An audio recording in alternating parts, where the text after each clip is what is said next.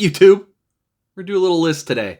Today, the top 5 reasons the Nintendo Switch sucks. Okay, so I've had a Nintendo Switch now, and my son and I have had a Nintendo Switch now for a couple of months, a few months now. And quite frankly, I think, it's really lacking as far as Nintendo products and Nintendo is concerned. So Nintendo generally kind of does stuff like this where, it's a little bit gimmicky. It's, they've got a great set of core first-party characters and developers and stuff like that. So your Donkey Kong games, your Mario games, Zelda games, all that stuff. Smash Brothers, they've got these first-party franchises that are exclusive, that are really good and really geared towards children. I have children. Then what Nintendo does with these first-party franchises that are really good is they create these games that are fine, they're good, they're decent games. They're very fun, decent, acceptable games, and they hide them on their hardware, which is not hide's the wrong word. They hide them on their hardware, they imprison them on their hardware, and then you have to spend more for the system just to play those games and, within their realm of control. And something about that it's rubbed me the wrong way for a long time, probably since it started around the GameCube. That sort of started to rub me the wrong way, and it's only gotten worse from there. So these are my 5 reasons Nintendo Switch sucks. Number 1, the price. So $299 is not bad. You get the docking station, you get the Switch, you get the JoyCons that are the controllers, and they could be 2 controllers, although that's a different issue. And that's all well and good. However, that's still the price after this has been out a year. It still has its launch price a year later. Now, is $299, is that fine? Yeah, that's fine, I guess. But the hardest part and the worst part about it is games that have been out a year, even, their first-party titles particularly, are still their launch prices. The games never get any cheaper. So anything that's been out a year, Mario Odyssey, Legend of Zelda, all that, still $60 most places. Now, places like Walmart, who have to discount things because it's just an item to them, have maybe marked them down to $50 at this point, but that is like a this month thing. So games that have been out for over a year now are still $50 to $60. Compare that to like the PlayStation that has better games. God of War, although that was 2017, it's 2 years now. But Spider-Man, every exclusive that they've had is now $20 to $30, and those are absolute Game of the Year candidates. They won Game of the Year. Horizon Zero Dawn is $20 for the full thing and the expansion, and those are games that are out a year and a half ago that are $20 that are, in my opinion, and in the opinion of most people, better overall gaming experiences. They're better games. They're more robust games. They're longer games. They have a better story. They're just better. Period. It's a better game. On top of that, you can get a PlayStation 4 now, or an Xbox One S for $250. So it's $50 cheaper for a better system with better games.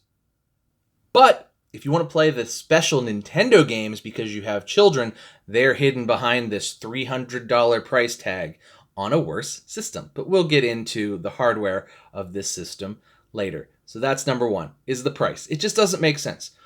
Number 2, and this goes along with price, the Joy-Cons suck. All right, you're supposed to be able to press these buttons back here to remove the Joy-Con. See that button?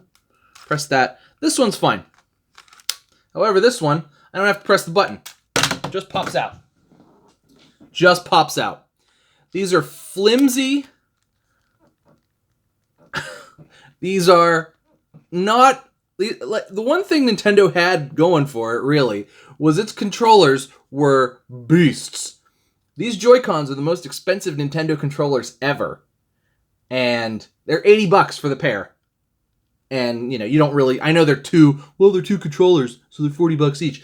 Yes, but you don't want to play with one of these. Like that's awful. You're gonna play with one stick and this with no D-pad. Like that sucks. Okay, so the build quality of the Joy-Cons is garbage. There's a drift issue because I guess they get dust in them.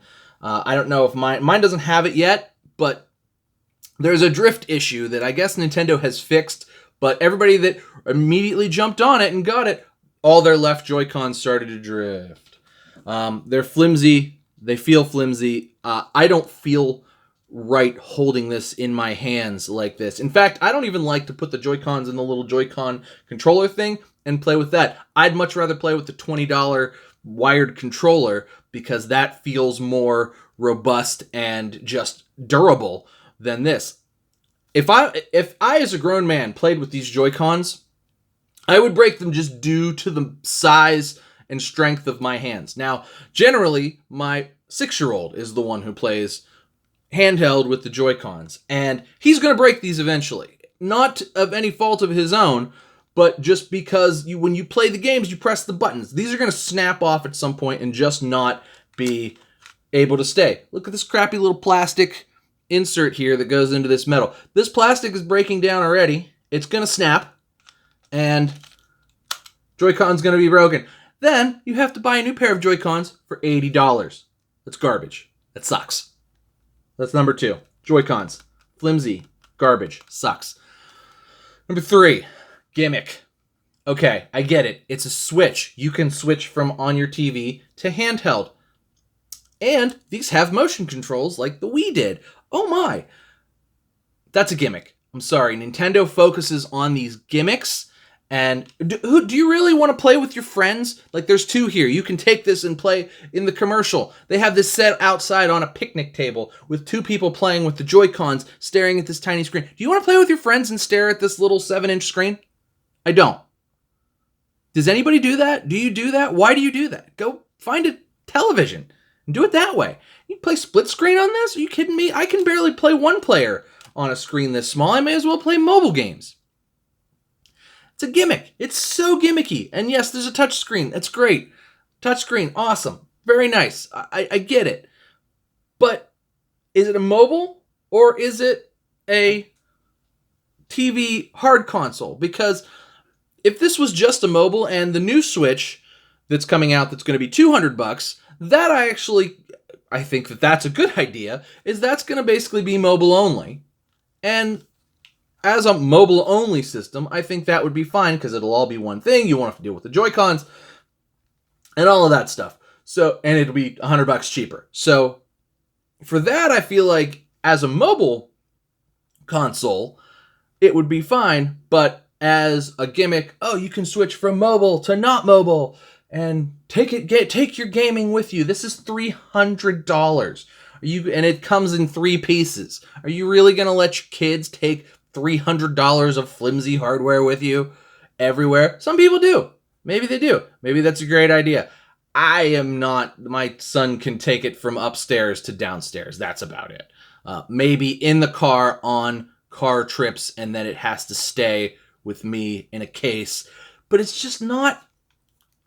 The gimmicks to me are just too much. It's too much of a gimmick. And Nintendo's been building and building and building on these gimmicks for a long time. And this, to me, sort of is like the culmination and the peak. It's like if you wanted to be a mobile, have it be a mobile console. If you wanted to be a hard console that's wired to a TV, have it be a hard console that's wired to a TV. You're giving up too much for all these gimmicks. You're giving up too much hardware quality and, everything else for all these gimmicks. Number 4, Fanboys. Yes, Nintendo fanboys. You guys are the reason Nintendo gets away with this crap. That's why these games are $60 a year out, and they're, quite frankly, not as good as what PlayStation or Xbox is putting in. Now, us PlayStation and Xbox guys, we complain about everything. As you can see, I'm complaining right now.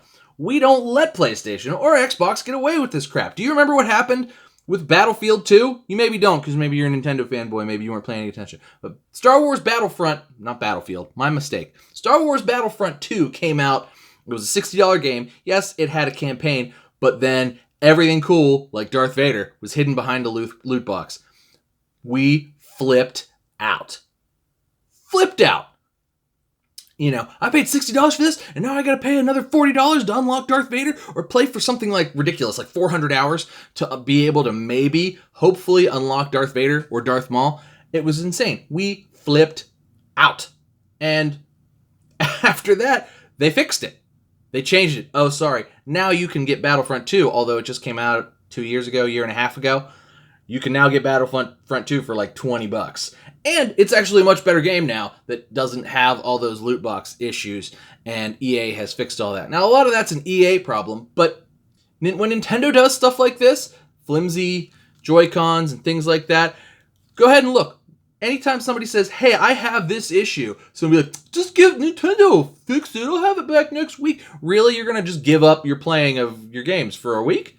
Because the thing that you bought that you paid too much money for broke? Like, that's stupid. You fanboys will let Nintendo get away with too much crap. And that's problematic. You need to stop doing that. Hold Nintendo to having good hardware, good games, solid pricing, and when something sucks, like is flimsy, make them fix it faster or crush them. Like with price. Did it with the Wii U. The Wii U went away because nobody liked it. And now here we are with the Switch, and everybody's like, oh, Nintendo is wonderful again. It's like we forgot the Wii U existed. It's like, oh, it didn't exist. I just continued to play my Wii. And that gets me into my last point. Point number 5, the hardware. We are quite, frankly, near the end of the PlayStation 4 and Xbox One's life cycle. They still look great. They play in 1080p. And, the PlayStation, the Pro ones, the newest ones that came out of the sort of mid-cycle refresh, can play in 4K. Some games, a lot of newer games can play in 4K. Nintendo took the opposite approach. It's got about the hardware capabilities of the previous generation, so the Xbox 360 and the PlayStation 3. Maybe not even quite that, honestly. And a lot of games at release are more or less, particularly third-party games that are supposed to be, for all systems, quite frankly, don't play very well on the Switch. They lag, they drag, they stink, especially in handheld mode. There was you may remember when WWE 2K19 came out, whenever you had more than 4 wrestlers in the ring, so if it was an 8-man tag or whatever, the game became unplayable immediately, both in handheld mode and in TV mode. Now, frequent updates may have fixed that, but the game didn't even look as good. It looked crappier. 2, the game lagged like crazy. And 3, you could barely use half of the features of the game, even though they ported it to the Switch pretty well.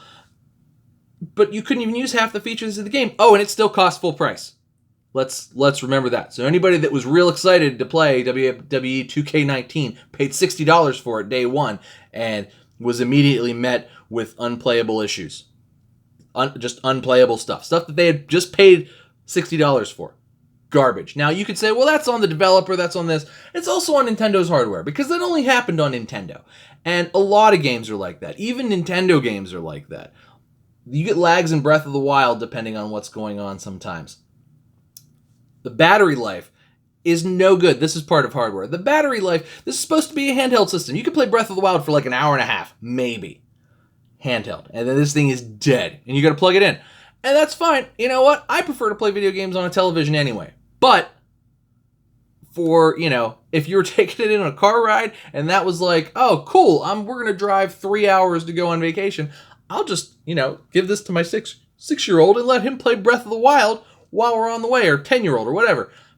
Hour or so into the trip, Dad, my battery's dead. Oh, well, you need a car charger and this, that, and the other thing. And it's like, no.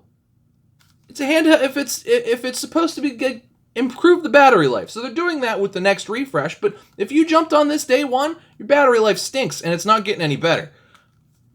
So, and on top of that, like I said, Nintendo or PlayStation and Xbox are at the end of their hardware life cycle. So the next generation is going to come out, which means all third-party titles for this that would be on other systems as well, that either they won't be or they'll be extremely watered-down versions. And the games will suffer on the other systems because, well, we're going to want to make sure we can port it to the Switch as well. So you're going to be playing subpar games or, substandard high-level games, but you'll still pay $60 for it just so they can get it on the Switch. So it makes everybody suffer. And that sucks. So Nintendo fanboys, get your stuff together. You want to make the Switch the successor to the 3DS? That's fine. Please do that. With the Switch Lite, that's totally a thing you can do. But come out with a solid hardware piece that actually can keep up with everything else. Or let your characters and games be licensed to other more user-friendly, player-friendly systems. I would love to buy Mario for my son on the PlayStation. Would love to buy a Zelda game on a PlayStation. That would be awesome. Sega did it. Come on, Nintendo. Step up. Anyway, guys, that's it for me. 5 reasons I think the Nintendo Switch sucks. Leave me some comments down below. Hit the like button or hit the dislike button. If you don't like me, if you don't like what I think about the Switch, dislike it. Go ahead. Go ahead. Thanks for watching, guys. Make sure you like and subscribe. Cheers to you. I'll see you next time.